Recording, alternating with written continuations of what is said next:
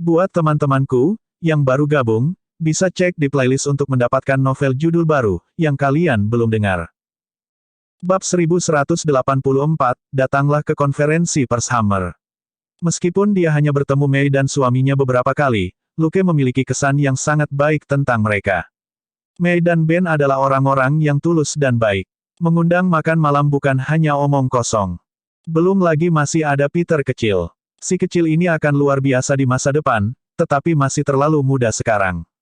Jadi, dia mengangguk dan berkata, "Maaf, saya sangat sibuk baru-baru ini sehingga saya lupa. Bagaimana dengan akhir pekan? Kapanpun yang paling nyaman bagi Anda?" Pada saat itu, dia berjabat tangan dengan Ben. "Senang bertemu denganmu, Ben." Ben hanya mengangguk sambil tersenyum. "Sama di sini. Bagaimana dengan hari Sabtu? Ini akan memberi Mei waktu untuk menyiapkan makan malam yang lezat untukmu dan Selina." Luke berkata, "Tentu, tidak masalah." Selin mengangguk setuju. Mereka mengobrol lebih lama, sebelum Luke menjemput Peter dan berkata, "Ayo pergi. Saya akan menunjukkan kepada Anda kursi terbaik untuk konferensi pers." Petik 2. Mei dan Ben tidak terlalu memikirkannya. Expo tidak memungut biaya tiket. Sebagian besar kursi yang bagus di aula utama lebih dekat ke depan untuk pandangan yang lebih jelas, sementara beberapa baris di bagian paling depan disediakan untuk orang-orang besar di industri ini.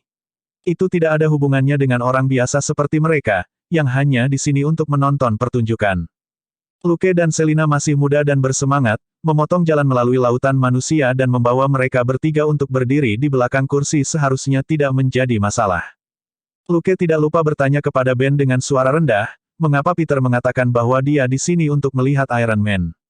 Ben tersenyum pahit dan balas berbisik, karena begitu dia melihat iklan di TV, dia mengatakan bahwa itu adalah Iron Man dan dia harus datang, jadi.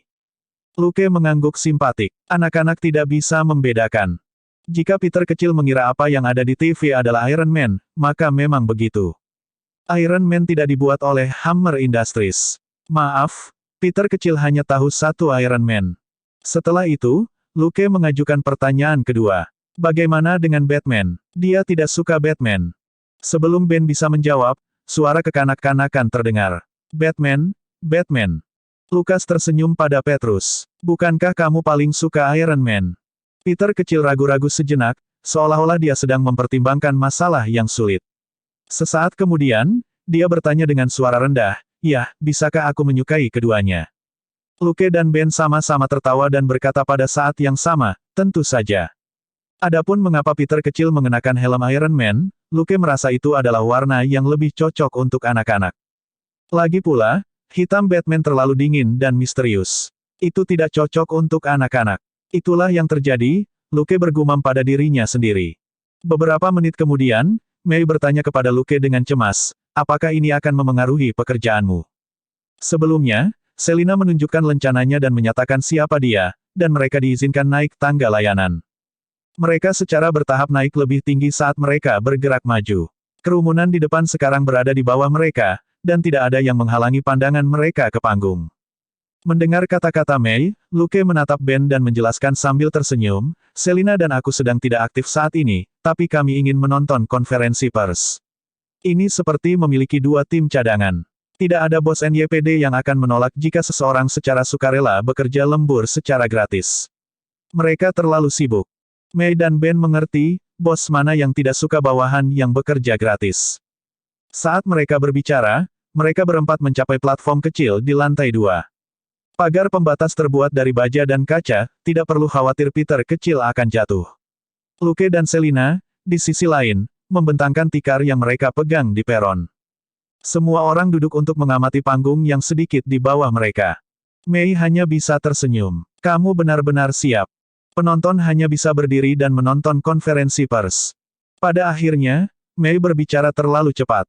Sesaat kemudian, kepala anjing tertentu menyelinap menaiki tangga dengan sebuah kotak besar di mulutnya. Melihat anjing itu, Mei berseru kaget, dari mana anjing ini berasal? Kenapa dia membawa kotak sebesar itu? Luke melambai pada anjing itu sambil tersenyum dan menyuruhnya diam dan Ben. "Haha, namanya nugget emas. Ini milik kita, dan sangat cerdas."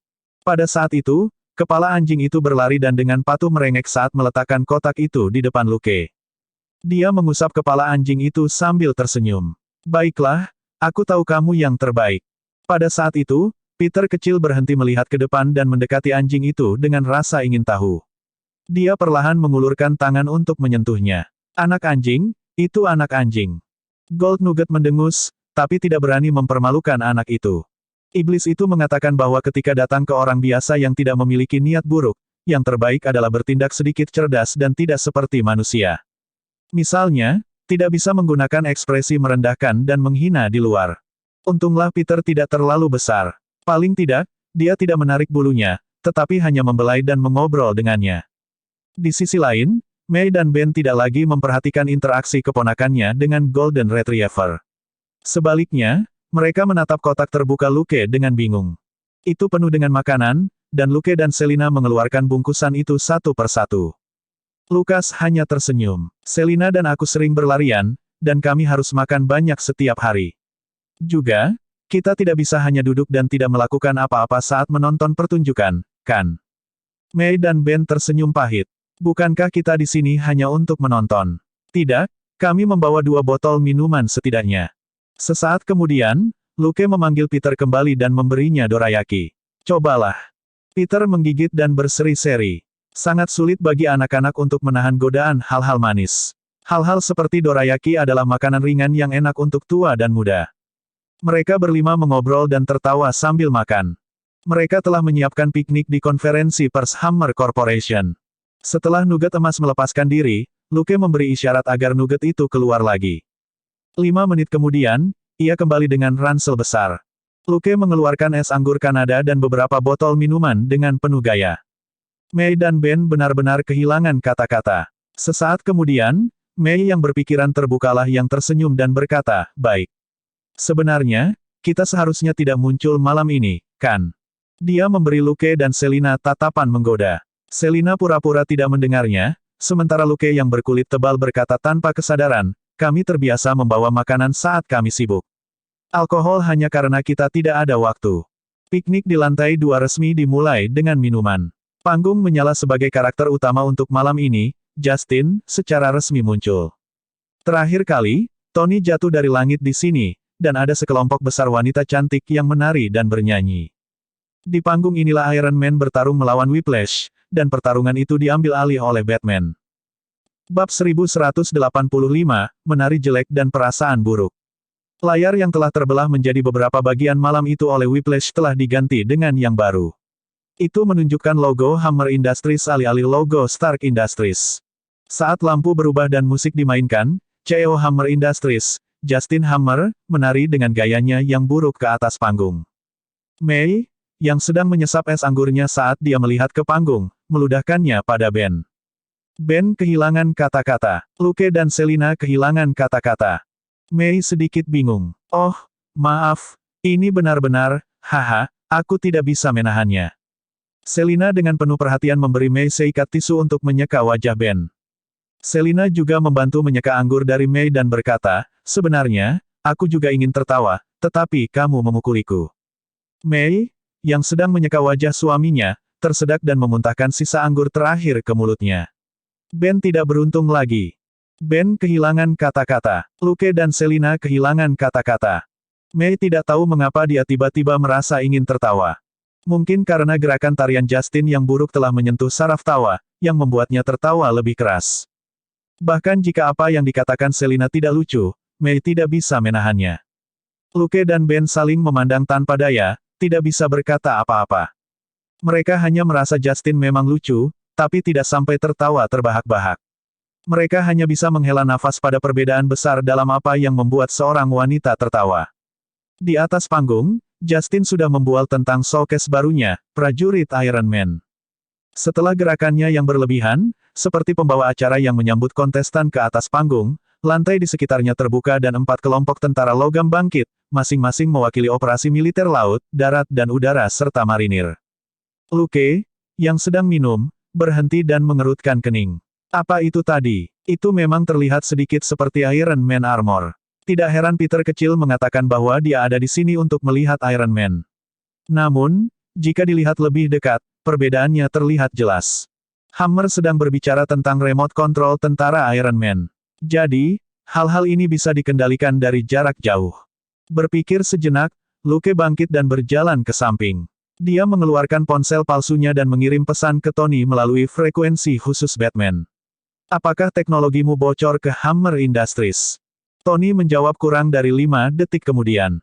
Itu tidak mungkin. Dia hanya idiot dengan otak simpanse. Bahkan jika saya meletakkan cetak biru tepat di depannya, dia tidak akan dapat melihat kesalahannya bahkan ketika dia sudah mati. Petik 2. Lucas tertawa. Justin tidak memiliki latar belakang teknologi, dia tipikal kapitalis. Wajar jika dia tidak akan bisa memahami cetak biru teknis. Pada saat itu, Justin berkata, "Sekarang, mari kita sambut Iron Patriot kita." Saat dia berbicara, setelan armor logam perak dan abu-abu perlahan naik dari lantai terbuka untuk muncul di panggung di depan Hammer, tepat di tempat Tony mendarat terakhir kali. Topeng dibuka untuk mengungkapkan wajah Afrika Amerika. Bingung sejenak, Luke mengirimi Tony pesan. "Armor yang dimiliki Kolonel Rhodes adalah milikmu, kan?" Tony segera menjawab, "Saya memberinya jas itu." Lucas menyipitkan matanya. "Jangan bilang Justin menggunakan armormu untuk mengembangkan sesuatu yang serupa." Tony berkata, "Tidak peduli seberapa pintar simpanse, dapatkah ia dibandingkan dengan manusia?" Melihat simpanse dalam setelan abu-abu perak yang memiliki ekspresi senang di wajahnya, Luke menggelengkan kepalanya. "Belum tentu. Apakah Anda yakin tidak ada yang bisa menyalin baju besi Anda? Orang Rusia itu mungkin bisa." Tony tidak segera menjawab kali ini. Melihat panggung, Luke tiba-tiba memiliki firasat buruk. Pada saat itu, Tony menjawab, "Saya sedang dalam perjalanan. Aku akan sampai di sana paling lama 2 menit." Luke mengerutkan kening dan batuk ringan untuk menarik perhatian Selina, sebelum dia memberi isyarat dengan cepat padanya. Ekspresinya berubah serius, dan dia mengambil Peter, yang sedang bermain dengan nugget emas, sebelum dia meraih tangan Mei. "Ayo pergi. Ini darurat. Aku akan membawamu keluar dulu. Ben, ikuti aku. Jangan bicara. Kepala di luar." Saat dia berbicara, dia sudah menarik Mei. Baru kemudian Mei dan Ben bereaksi. Tapi mereka mempercayai Selina. Kembali di Los Angeles, Luke dan Selina lah yang menyelamatkan Mei dari tembakan. Bahkan sekarang, Mei masih ingat betapa kejamnya para penjahat itu, dan tentu saja tidak lupa bagaimana Luke dan Selina dengan cepat menjatuhkan mereka. Juga, ini adalah wilayah NYPD, dan keduanya adalah orang dalam. Mei tanpa sadar menatap Luke, hanya untuk melihat bahwa dia dengan tenang melihat sesuatu di teleponnya. Merasakan tatapannya, dia mengangkat kepalanya dan tersenyum. Dia menunjuk keluar dan memberi isyarat agar dia pergi. Mei mempercepat langkahnya dan menghibur Peter yang bingung. Dia kemudian berkata dengan suara rendah, "Biarkan aku menggendongnya.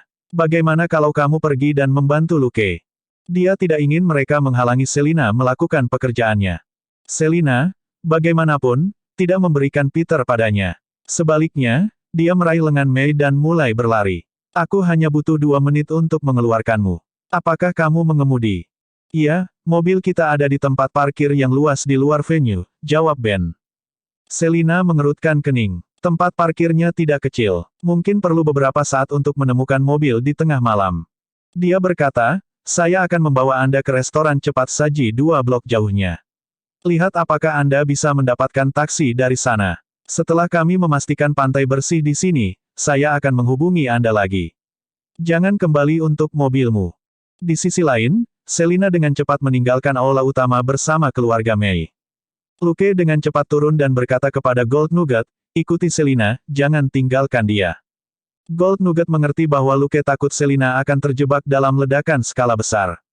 Dengan itu, hidup Selina tidak akan dalam bahaya. Anjing itu menggonggong dan lari. Luke meninggalkan aula utama dan dengan cepat berjalan ke sisi lain.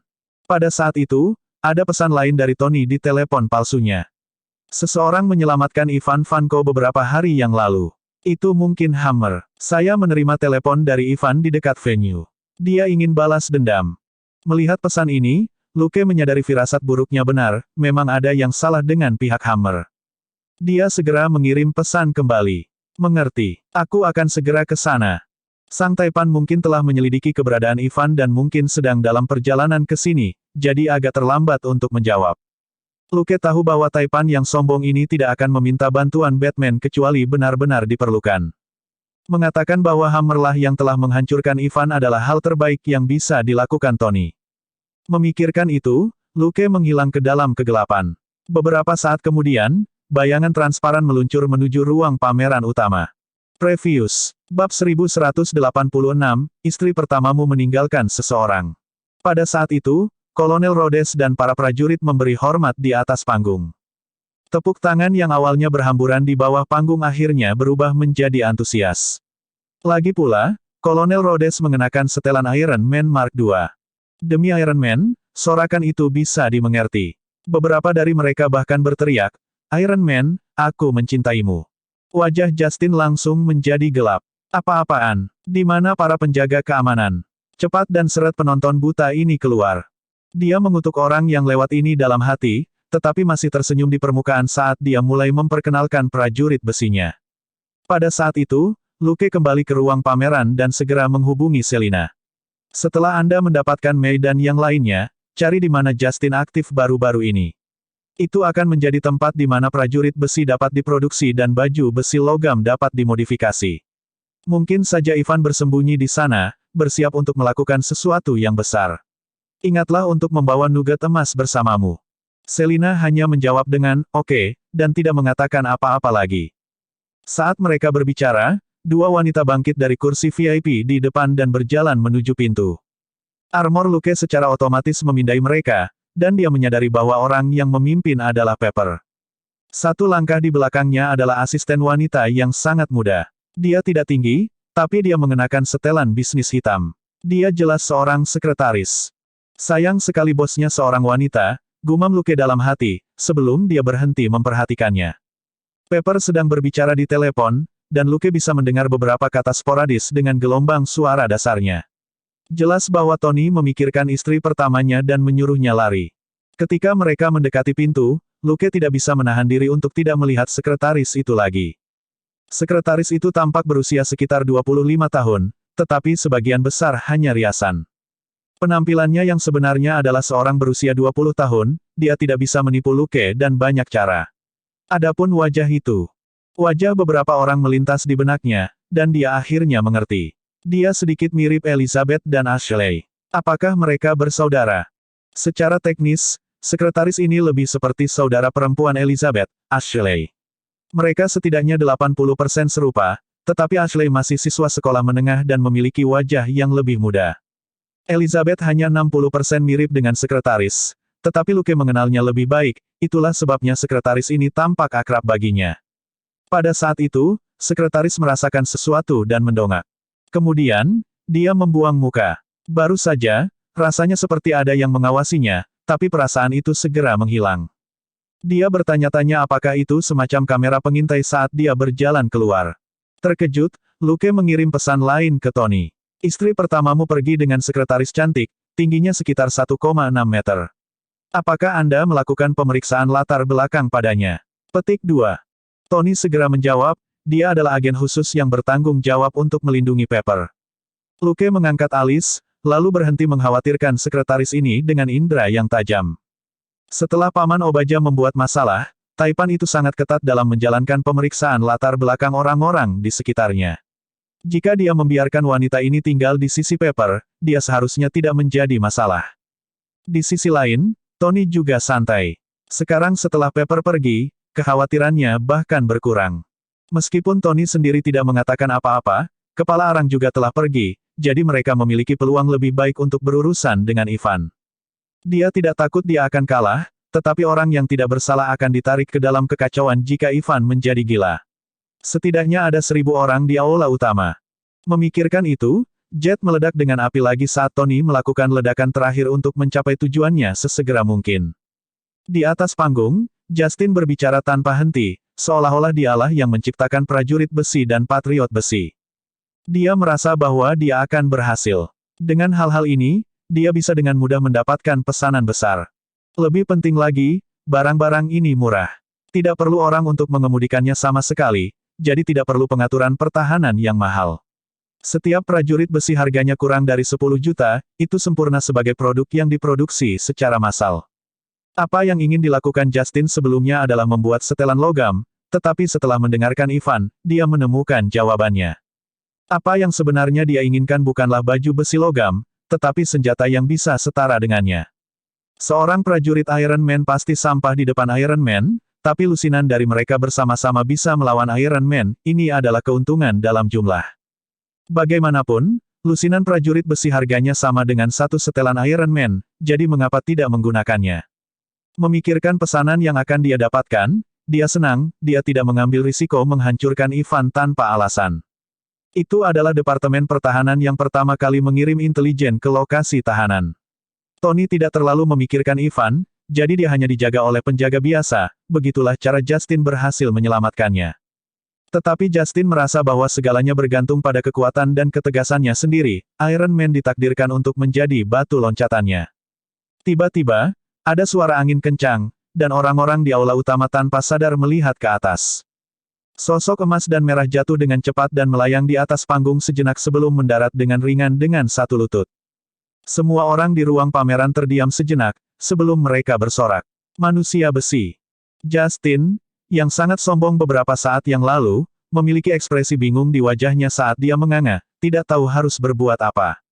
Haruskah dia maju dan mengutuk Stark karena datang untuk mengacaukan segalanya, atau diam dan bertindak transparan? Meskipun yang pertama akan membuatnya terlihat lebih jantan, dia tidak berpikir bahwa taipan itu akan memberinya wajah apapun. Jika ada yang salah, dia akan dikirim terbang puluhan meter jauhnya. Saya orang yang bermartabat. Aku tidak bisa berdebat dengan tuan muda yang ceroboh seperti ini, Justin menekankan pada dirinya sendiri. Pada saat yang sama, dia mencoba untuk tetap tenang saat dia menjauh dari Tony dan berkata, "Wow, lihat ini." Iron Man secara pribadi datang untuk memberi selamat kepada industri Hammer atas prajurit besi. Tidak ada yang berminat untuk mendengarkannya. Bukankah dia hanya CEO perusahaan sampah? Ada ratusan ribu orang seperti dia di Amerika. Siapa yang mau repot-repot mendengarkannya membebaskan popularitas Iron Man? Justin tidak tahu bahwa posisinya telah anjlok lagi, atau dia pasti akan mengamuk, perusahaan saya akan menjadi produsen senjata nomor 1 di Amerika. Anda berani meremehkan saya? Turun ke panggung, Tony berjalan menuju Rhodes. Tetap tersenyum. Rhodes memiliki ekspresi canggung di wajahnya. Tony, tenanglah. Anda tahu saya di sini hanya untuk menunjukkan wajah saya. Petik 2. Memang agak konyol baginya untuk mengiklankan Hammer Corporation di baju besi Tony. Tony tidak peduli sama sekali. Perintah yang diinginkan Hammer sama sekali tidak ada hubungannya dengan Stark Industries. Apa yang ingin dilakukan simpanse putih yang melompat itu adalah urusannya sendiri, taipan itu terlalu malas untuk peduli. Bab 1187, patah menjadi dua, dan menghilang di tempat. Tony berjalan mendekat dan melingkarkan lengannya di bahu Rhodes. Dia melambai pada penonton seolah-olah dia benar-benar datang untuk memberi selamat kepada Hammer Industries, dan berkata dengan suara rendah, Justin memiliki Ivan. Dia memintanya membantu membuat prajurit besi ini. Ivan baru saja menelepon untuk mengancam saya. Petik 2. Roal terkejut. Apa? Tony berkata, tersenyumlah, tetaplah tersenyum. Saya punya pertanyaan untuk Hammer. Pada saat itu, Luke mengerutkan kening. Kepala prajurit besi di sisi kanan panggung bergerak, seolah melihat Iron Man. Jika itu adalah orang sungguhan, tidak aneh jika setelan itu secara tidak sadar berubah. Tapi prajurit besi ini adalah robot, dan yang seharusnya belum menerima perintah untuk bergerak. Namun, kepala itu berubah 1 mm, seseorang telah memberinya perintah. Saat dia mengirim permintaan komunikasi ke Tony, dia keluar dari mode siluman dan melompat keluar. Jarvis berkata, ini Tuan Batman. Haruskah saya memasukkannya ke dalam, Pak? Tony berkata, lakukan. Dia kemudian mendengar, hati-hati dengan prajurit besi. Mereka mungkin robot yang dikendalikan dari jarak jauh yang dibuat oleh Ivan. Tony segera mendapatkannya. Dia meraih kerah Justin dan bertanya, di mana Ivan? Justin memberinya ekspresi, saya tidak tahu apa yang Anda bicarakan. Ivan siapa? Aku tidak tahu. Tony berkata, pada hitungan ketiga, jika kamu tidak mengatakan apa-apa, aku akan menyuruh Batman mematahkan ketiga kakimu. Justin, 3. Dia tidak bisa membantu tetapi melihat ke bawah ke bagian bawahnya. Dia tidak berpikir bahwa Tony akan berani menyakitinya di depan umum. Mereka semua berada di level yang sama. Perkelahian biasa baik-baik saja, tetapi Tony memukulinya saat mengenakan setelan itu sama dengan meledakkan rumahnya dengan tank, itu melanggar aturan kompetisi yang diizinkan di level ini. Tapi Batman bukan seseorang di level mereka. Dia hanya peduli menyelamatkan orang dan menindak kejahatan. Namun, Justin sekarang bekerja sama dengan pria yang ditangkap Batman, yang setara dengan dia sebagai kaki tangan. Justin tidak berani bertaruh bahwa Batman akan melepaskannya. Tony berkata, termasuk yang di tengah, saya jamin itu akan rusak menjadi 2. Mulai sekarang, 3, 2, 1. Justin tidak bisa menahan diri untuk tidak menahan kakinya. Berhenti, aku akan bicara. Ivan ada di gudang perusahaan saya di Queens. Tony berkata, Jarvis, kirim pesan ke Natasha. Di sisi lain, topeng Rhodes tiba-tiba jatuh, dan kolonel berseru kaget. Prajurit besi di sekitarnya juga menoleh untuk melihat Tony. Tony berbalik dan mengaktifkan saluran komunikasinya. Armor yang dikenakan Rhodes adalah Tony's Mark II, dan saluran komunikasi terbuka untuk Tony. Apa yang salah? Roal berkata, itu terkunci pada target. Tony bertanya, apa yang kamu lakukan? Wajah Roal menjadi gelap. Itu bukan aku, armor itu menargetkanmu. Petik 2. Tony segera mengerti. Apakah Hammer Industries memodifikasi armormu? Rode mengerti, dan wajahnya menjadi lebih gelap. Iya, itu pasti sesuatu yang dilakukan Ivan. Api berkobar di bawah kaki Tony saat dia mencoba terbang dan menarik prajurit besi menjauh. Pada akhirnya, sebuah bayangan menukik dari samping ke atas panggung. Tubuhnya yang besar tidak lebih kecil dari prajurit besi. Itu menendang keluar, dan 2 kaki besar menghancurkan kepala 2 prajurit besi. Tony tertegun sejenak, sebelum dia mendengar suara Batman. Tarik mereka pergi melalui lorong belakang. Apakah Anda ingin gelas itu jatuh dan membunuh semua orang? Tony berkeringat. Dia hanya memikirkan kenyamanan, dan tidak memikirkan bagaimana pecahan kaca yang jatuh puluhan meter bisa berakibat fatal. Ini bukan film PG-13, di mana tidak akan ada mayat bahkan jika sebuah bangunan runtuh, kecuali jika mereka adalah alien. Dia membungkuk dan menyerbu ke lorong di belakang layar digital besar. Mudah bagi Iron Man Armor saat ini untuk melakukan manuver rumit semacam ini. Juga, Tony mengerti, dia tidak bisa bergerak cepat di lorong yang begitu sempit, dan pihak lain juga tidak bisa. Bahkan saat Luke berbicara, dia menggunakan tangan dan kakinya untuk langsung meledakkan 4 kepala prajurit besi lagi. Pada saat itu, seorang prajurit besi dari seri tentara mengunci dirinya di tempat saat senapan mesin di bahunya mengarah ke Luke. Robot-robot ini bukan manusia, dan tidak perlu terlalu memikirkan recoil. Jadi, mereka menggunakan senapan mesin 20 mm. Luke melompat ke lorong di belakang layar dan mengaktifkan fungsi siluman. Dengan langkah berdebar-debar, para prajurit Iron Man maju dan mengikuti Rhodes ke lorong belakang. Baru kemudian penonton kembali sadar dan mulai bergerak. Kebanyakan orang memilih untuk pergi. Lagi pula, apakah itu Iron Man, Batman, atau Iron Soldiers yang tampaknya telah menjadi musuh, orang biasa tidak dapat menanggung beban pertarungan seperti itu. Hanya sebagian kecil yang ingin menjadi bagian dari acara langsung, yang mencari kematian saat mereka mengejar Iron Man dan yang lainnya dengan ekspresi gembira.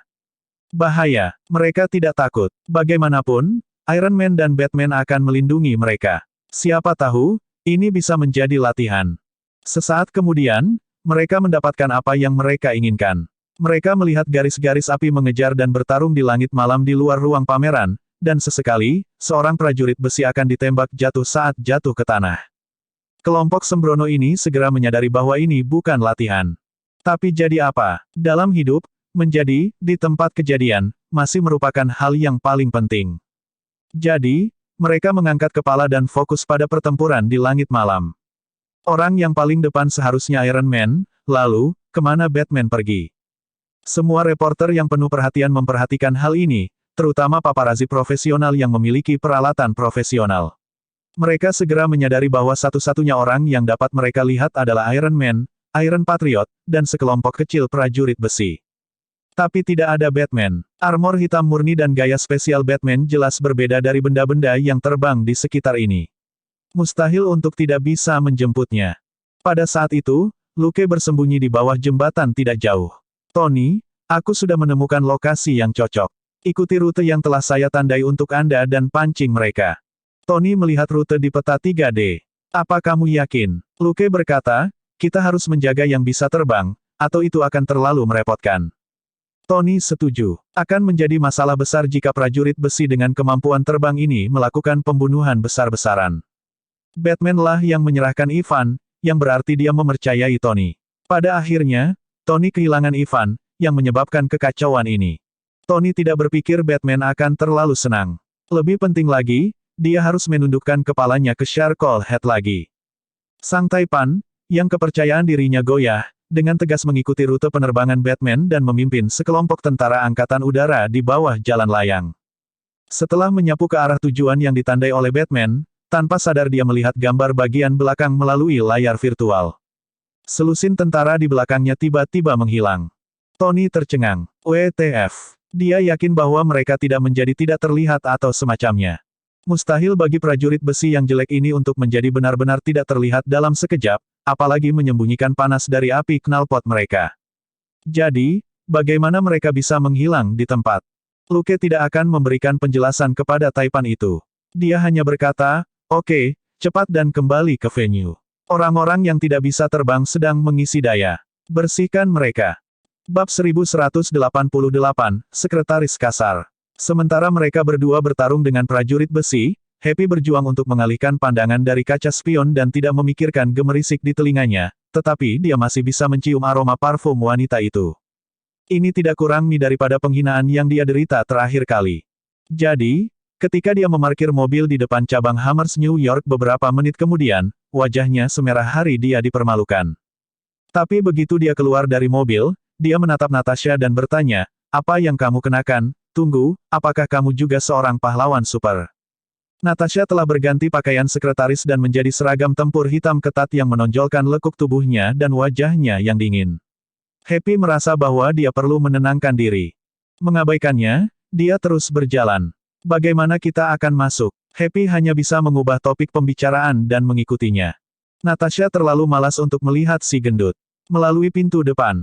"Bahagia? Apa? Berhenti. Apa yang sedang kamu lakukan?" Dua senter terang bersinar ke arah mereka. Natasha sudah maju ke depan ketika senter diarahkan padanya, sementara Happy berteriak ketika dia hampir dibutakan oleh sorotan intens dari senter. Dengan mata berkaca-kaca, dia melihat sekeliling, hanya untuk melihat dua penjaga keamanan yang tidak sadarkan diri di tanah. Tertegun sejenak, dia kemudian berseru, "Hei, apakah kamu masih di sana?" Tidak ada apa-apa selain keheningan yang mati. Setelah berurusan dengan dua penjaga keamanan di perimeter, dan tanpa Happy untuk memperlambatnya, Natasha mempercepat dan mencapai gedung utama dalam 10 detik. Tapi dia terlambat selangkah. Ketika dia berada 10 meter dari gedung, sesosok berbaju hitam meluncur turun dan menendang pintu kaca masuk gedung sebelum dia bisa. Bang! Menabrak. Sosok hitam itu dengan santai melewati seorang satpam yang baru saja bangkit dari kursinya dan meninju rahangnya. Satpam itu langsung ambruk kembali tak sadarkan diri. Penjaga keamanan lainnya juga berdiri dan mengambil tongkatnya. Sosok hitam itu mengambil buku registrasi di meja depan dan melemparkannya ke penjaga keamanan, yang tanpa sadar menutupi wajahnya. Dong! Pukulan lain menembus penjaga pria itu dan mengenai rahangnya.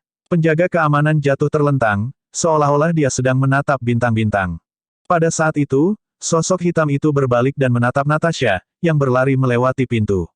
Mata hijau berkilat, dan sosok itu mengacungkan jari ke arahnya sebelum berjalan lebih jauh. Sambil mengerutkan kening pada sosok hitam itu, Natasha berkata dengan suara rendah, "Kucing hitam." Selina tidak berbalik, dia juga tidak mengatakan apa-apa. Dia hanya mendengus dalam hati. "Kasar, nama saya Bastet, mengerti? Kucing hitam apa?" Bastet adalah dewi kucing Mesir, sedangkan kucing hitam adalah pertanda dalam cerita horor Amerika. Bagaimana mereka bisa sama? Dia adalah seorang pasifis yang berspesialisasi dalam memerangi kejahatan dan menyelamatkan orang yang tidak bersalah.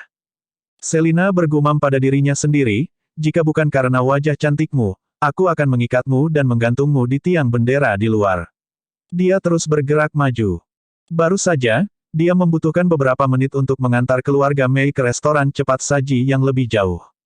Kemudian, dia pergi ke sudut tersembunyi dan mengeluarkan setelan Bastet super ringan. Ini bukan armor Bastet generasi ketiga, tetapi versi perbaikan dari armor Bastet paling awal.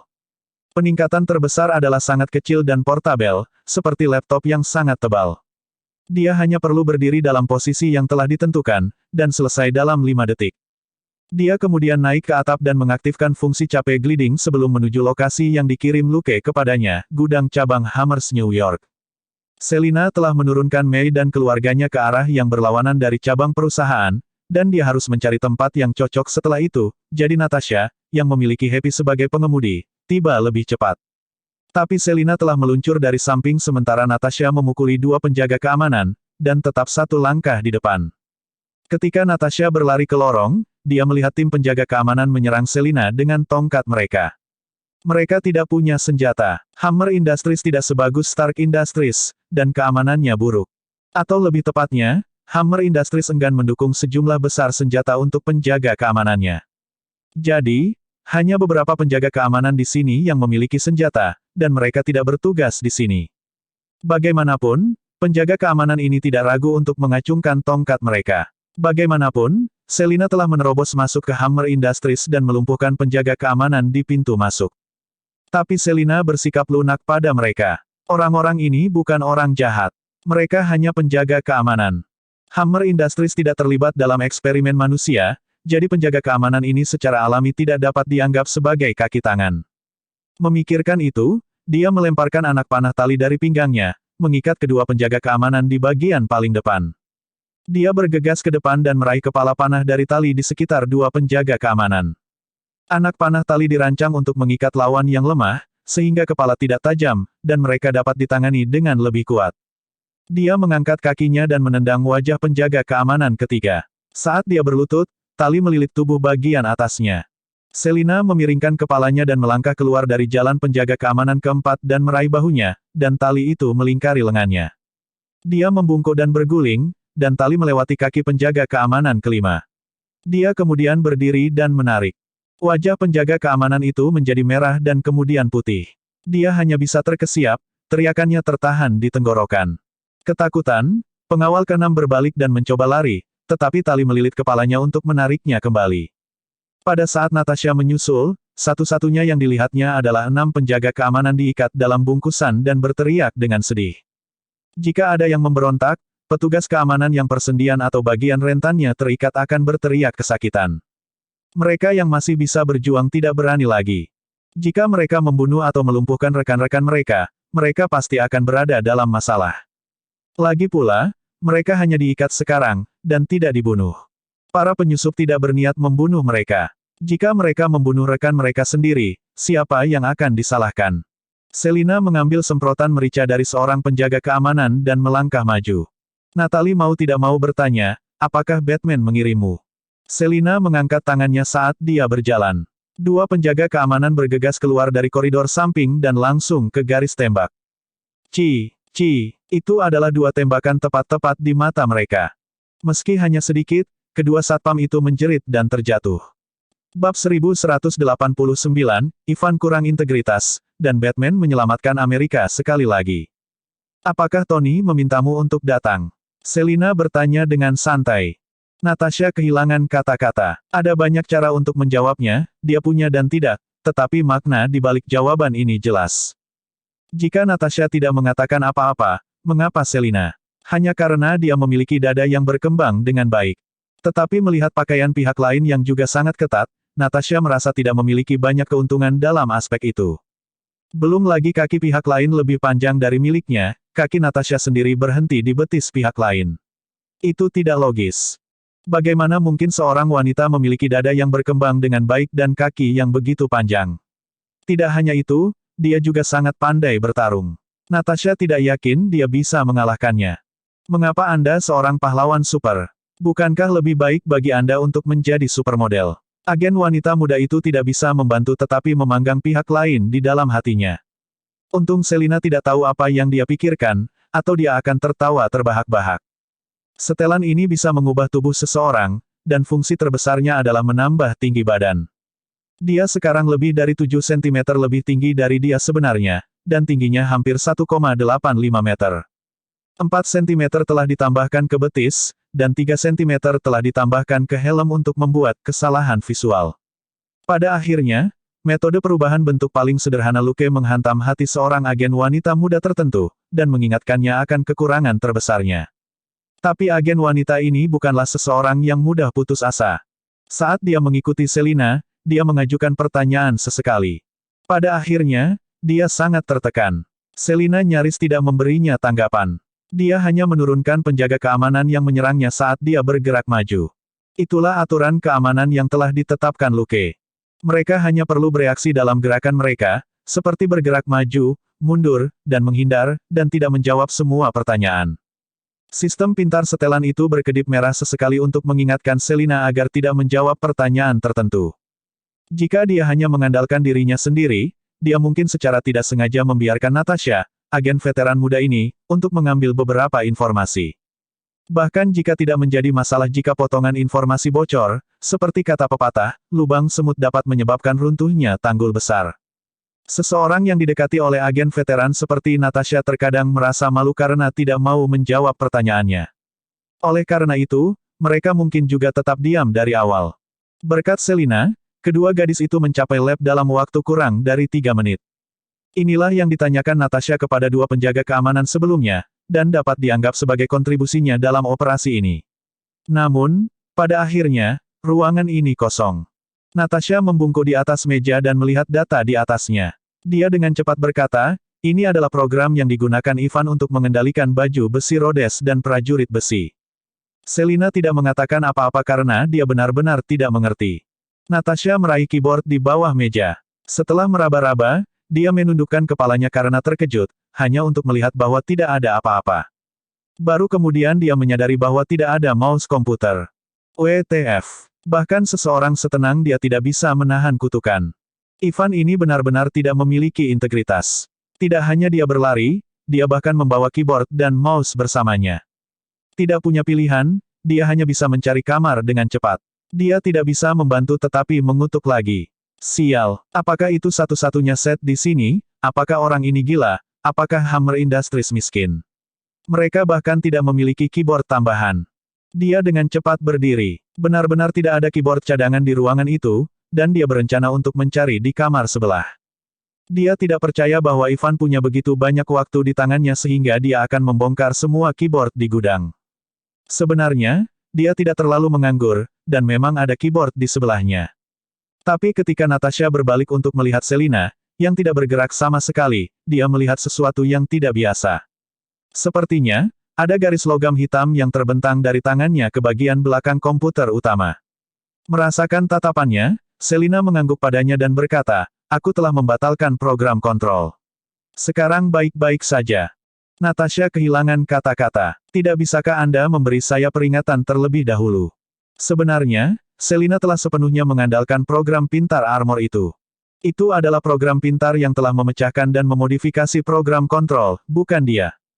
Jika Natasha bisa melakukannya, Selina tidak akan melakukan apa-apa, tetapi siapa yang mengira bahwa Ivan yang B-Start akan langsung mengambil aksesori eksternal komputer. Selina tiba-tiba menyadari bahwa dia telah mempelajari trik lain.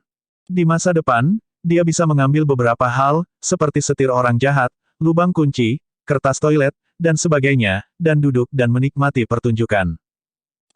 Setelah Selina menyelesaikan misinya, Iron Patriot akhirnya bebas, dan Rhodes segera berhenti menembakkan meriam ke perisai Tony. Prajurit besi juga berhenti, tetapi Luke dan Tony menghancurkan mereka tanpa ragu-ragu. Siapa yang tahu jika Ivan punya trik lain di lengan bajunya? Kembali ke aula utama, Luke dan Tony bertemu Pepper, yang keluar dari persembunyiannya. Dia dengan cepat pergi dengan ekspresi senang. Syukurlah kalian semua baik-baik saja. Wajah Tony langsung murung. Mengapa, kalian semua, bisakah sesuatu terjadi pada kepala arang itu?